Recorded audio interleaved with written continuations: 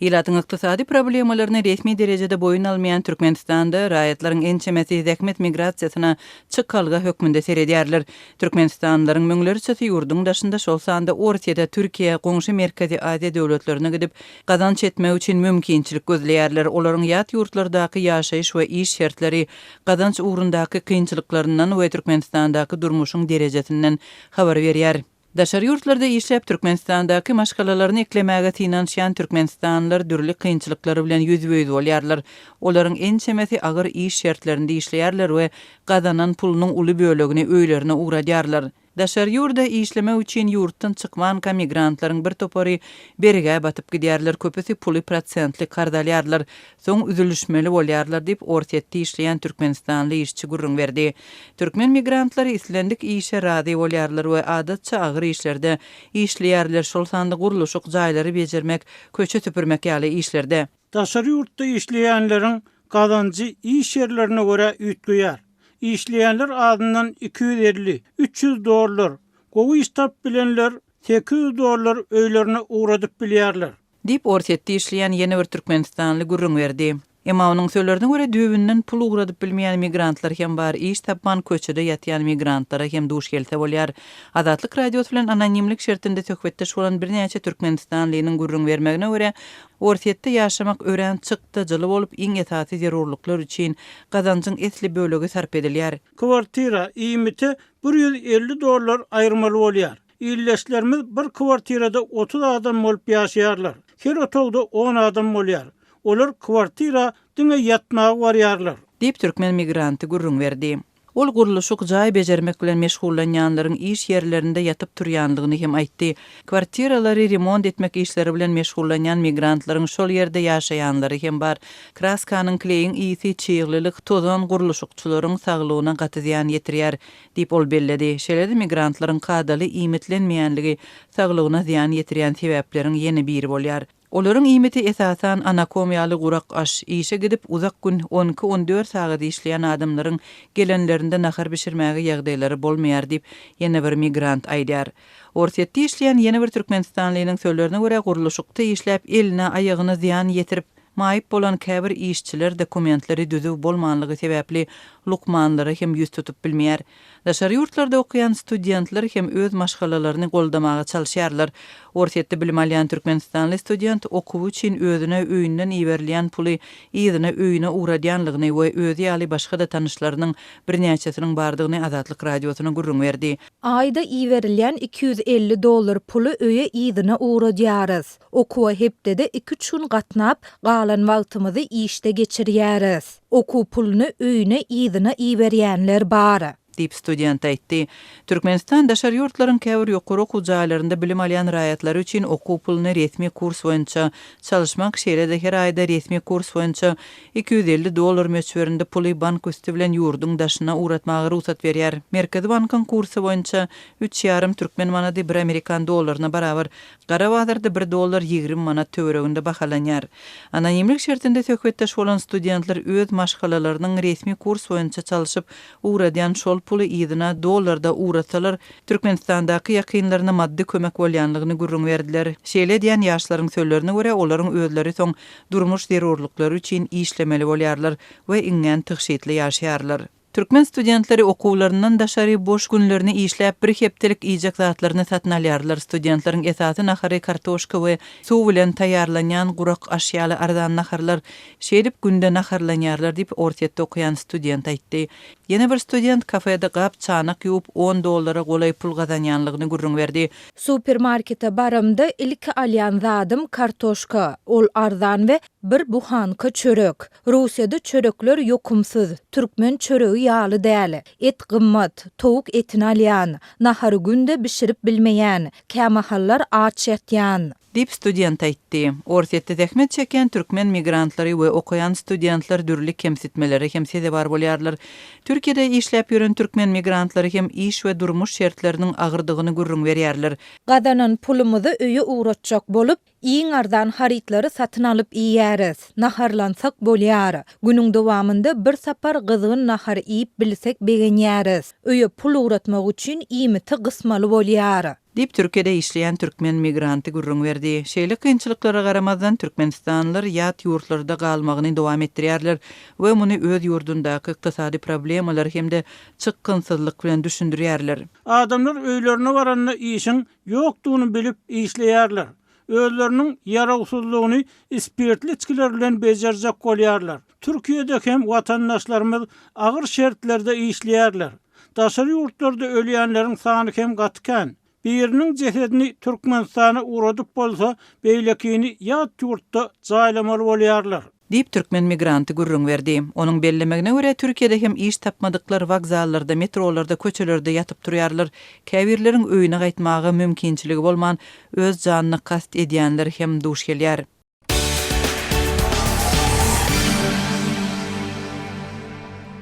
Şunlar Aşgabatyň köçeleriniň ençemesinde raýatlardan sadaka soraýan çağalaryň göz görteli köpelendigini synlasa bolýar. Mektep ýaşlaryndaky çağalar özleriniň maşgala ýagdaýlarynyň agyrdygyny belläp, gyşky dynjalş günlerinde dilekçilik edip, mektepde iýjek azyk önümlerini satyn almak üçin pul ýygnaýandyklaryny aýdýarlar. Bu ýagdaýlar barada Azatlyk radiosynyň habarçysy 9 ýanwarda paýtagtdan maglumat berdi.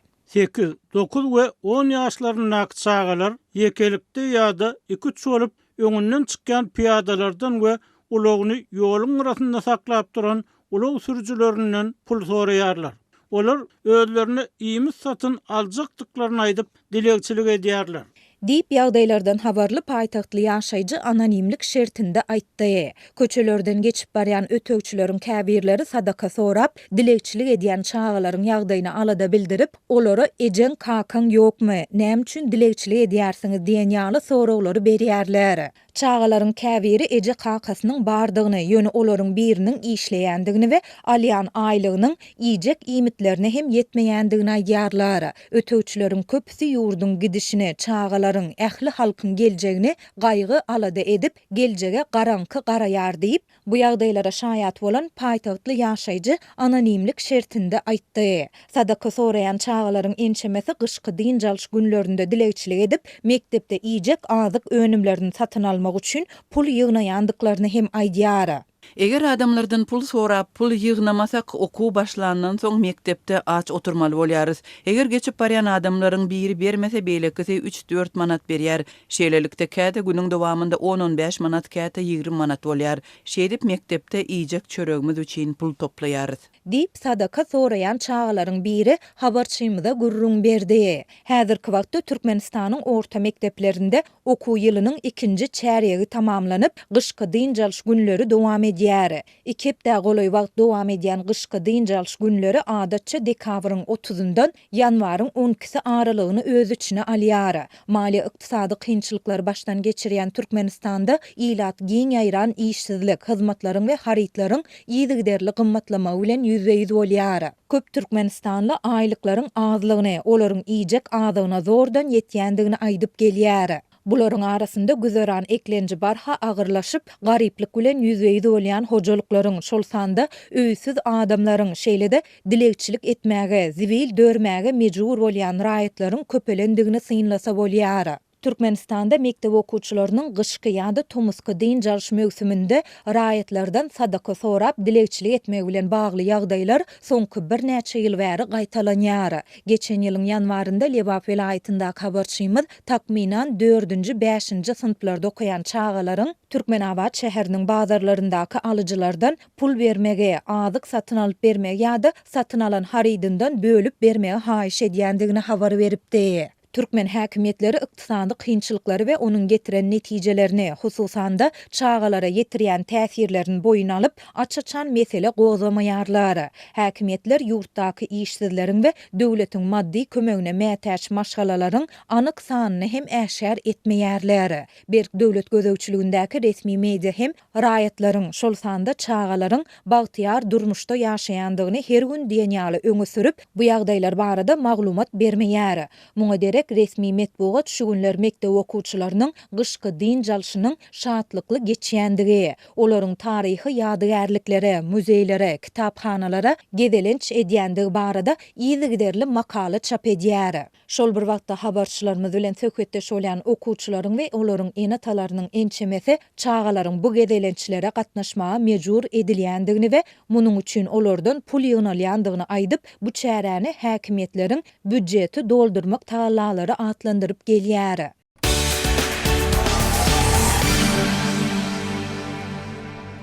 Eýranda şu güneçenli iň uly protest çykyşlary 8 ýanwarda dowam edýän nägileliklerin 10-njy giýjesinde geçdi. Tehranyň iri şäherlerinde, kiçi şäherlerinde we etraplarynda köpçülik köçeleri doldurdy. Gün Eýranyň günbataryndaky Kürt sebitlerinde we beýleki şäherlerde bazarlardaky iş taşlamalary we demonstrasiýalar bilen başlandy.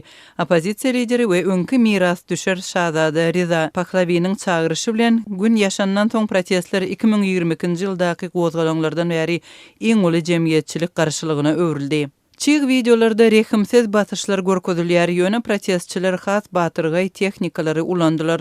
Howpsuzlyk güýçleri bilen gönüden göne çakmışdylar we polisiýany hemde basyç paramilitar postlaryny oda berdiler.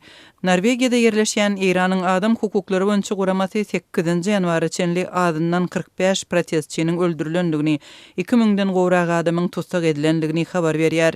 Adam hukuklaryny goraýjy Amnesty International we Human Rights Watch guramalary 8 ýanwarda ýaýradan bilelikdäki beýanatynda Eýranyň güýçlerini bekanun güýç we ýara ulanmakda hemde köpçülikliň bekanun tutsak etmekde aýypladylar.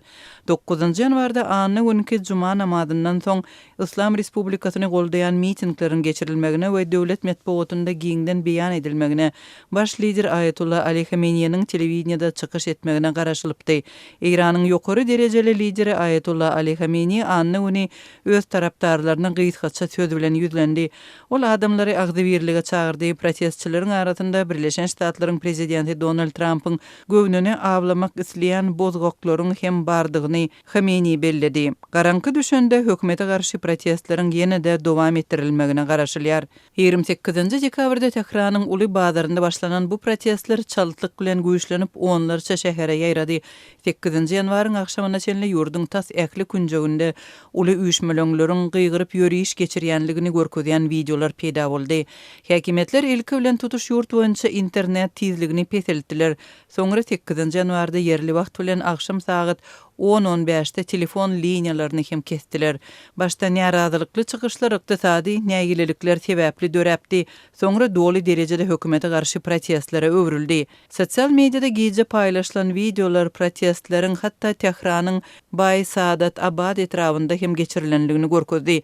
Aragatnaşygyň kesilmegi sebäpli içerki habarlar haýaly ýaýraýar, ýöne Birleşen Ştatlaryň we Ýewropanyň liderleri dören ýagdaýa ünsü çekdiler. Internetiň kesilmegi bilen baglylykda Birleşen Ştatlaryň döwlet departamenti X-de pars dilindäki hatawynda şeýle ýazdy.